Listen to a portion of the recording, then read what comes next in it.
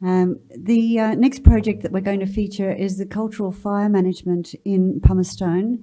That's been going on since 2016, starting at Aura.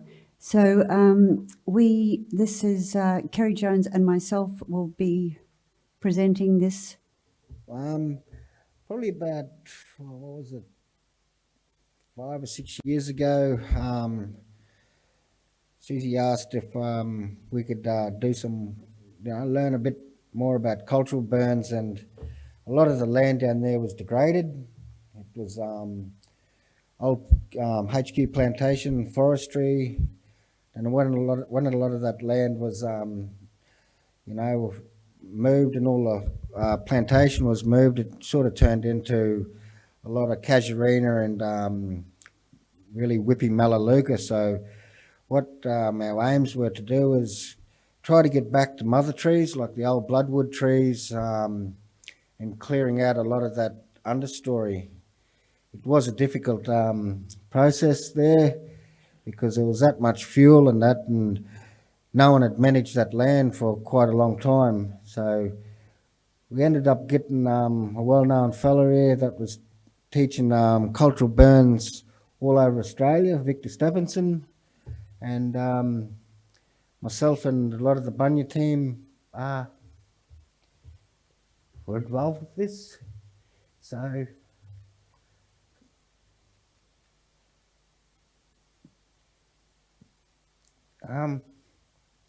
so we put these burns through, and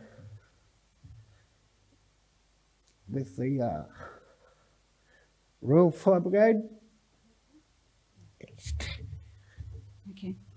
So some of the features that you would expect with cultural burning, frequent low intensity cool burns, mosaic patch burning, only burning one type of country at a time, never burning a canopy parent tree, circle and spot burning, no reduced drip torch ignition, no or reduced burning in fires or walls of fire, and burning slowly, trickling like water, as Victor Stephenson would say.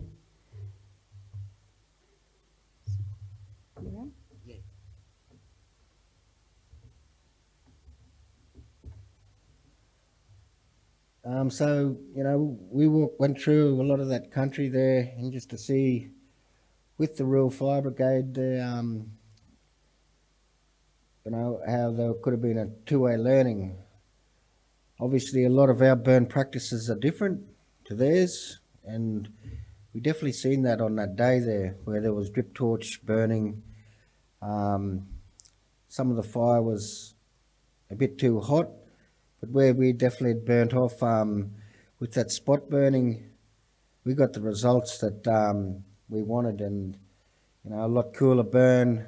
A lot of our sedge land wasn't burnt, because that's the important part of all this. A lot of our country's sick, and we need to bring back them old methods like our old people done.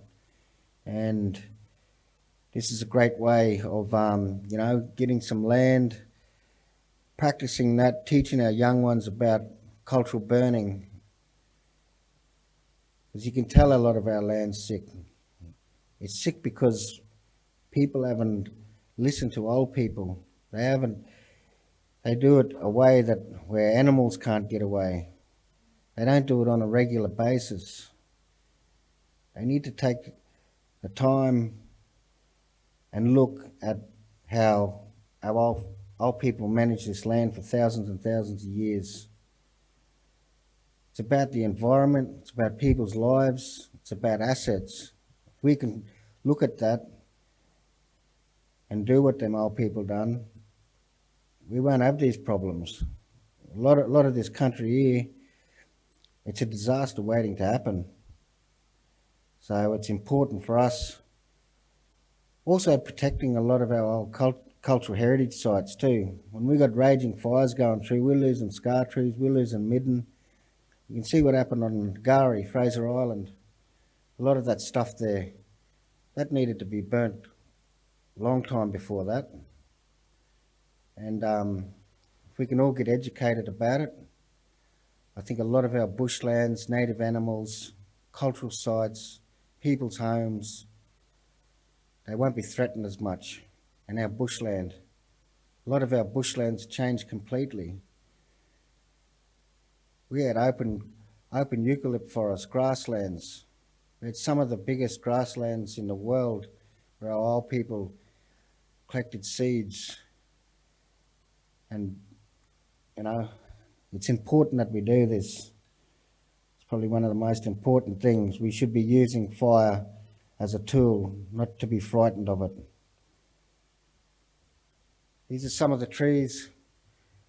On Bribie, these trees are here because of our old people. They're here because our old people manage the country properly. We have wildfire going through a lot of this country. These trees aren't alive no more. We've got 1,500-year-old cypress, 800-year-old bloodwood that are on places like Bribie Island and around here too. So that's why it's so important for us to manage the country properly.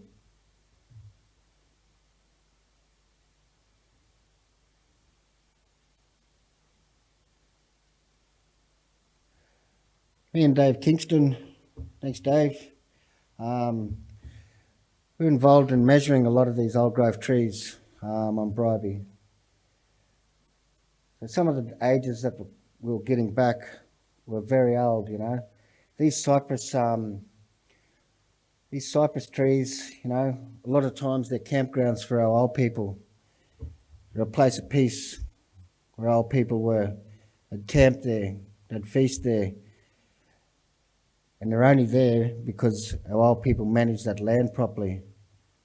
What they're finding on other people's country is there's a lot of undergrowth, understory. When the wildfire comes through, it kills these old trees. And these old trees have been there for thousands of years. And it's only been in the last 20 years that they're finding a lot of these old trees are dying out. There's a lack of experience in fire management. This is in our country, Bribie Island. The amount of artefacts and, the evidence of our old people camping under these trees. It's all there. We walk that country. We want to look after it. We want to caretake for it. And it's important that we have other people involved in it. QPWS, they're involved with a lot of this stuff, but we want to get them on board, to have that two-way learning. We're teaching them, they can teach us. But we can't all do this for volunteer stuff. Thanks for listening. And just the footnote there is that we're currently working with Queensland Parks and Wildlife on Bribie Island to develop cultural protection zone around the Cypress Camp, which is a terribly exciting project with Dave Kington, Michael Strong and Paul Donaghue.